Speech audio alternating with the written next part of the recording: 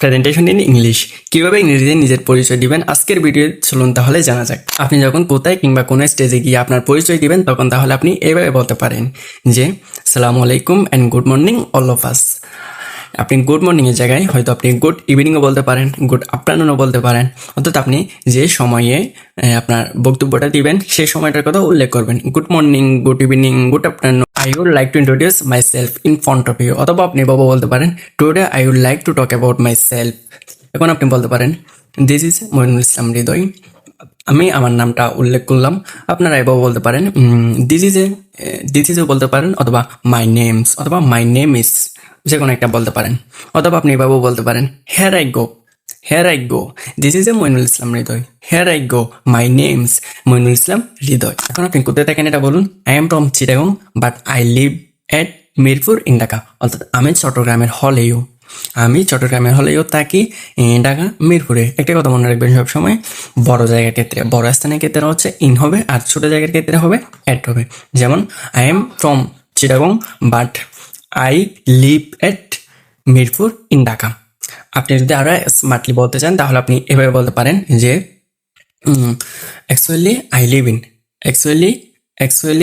Leave in Dhaka Mirpur to be more exact. এখন আমরা কাজের কথা বলুন যে I am a student honours first year under the National University, under the Chittagong University, under the Rajshahi University. অর্থাৎ আপনি যে ভার্সিটিতে পড়ুন সে ভার্সিটির নামটা আপনি এখানে মেনশন করতে পারেন। অথবা আপনি এটাও বলতে পারেন যে আপনি যদি ক্লাস 9-10 হয়ে থাকেন অথবা ইন্টারে হয়ে থাকেন যে I am a student of honours first year, I am a student of inter first year, I am a student of inter second year. এগুলো বলতে পারেন। এখন আপনি ভবিষ্যতে কি হতে চাচ্ছেন সেটা বলতে পারেন যে I want to be a teacher in my future. আপনি আরেকটু যদি সুন্দর করে বলতে চান তাহলে এভাবেও বলতে পারেন যে I in the long run I would like to be a teacher, I would like to be a engineer, I would like to be a. এখন আপনি আপনার পছন্দের কথা বলতে পারেন যে basically I am a sport lover and I love to play cricket.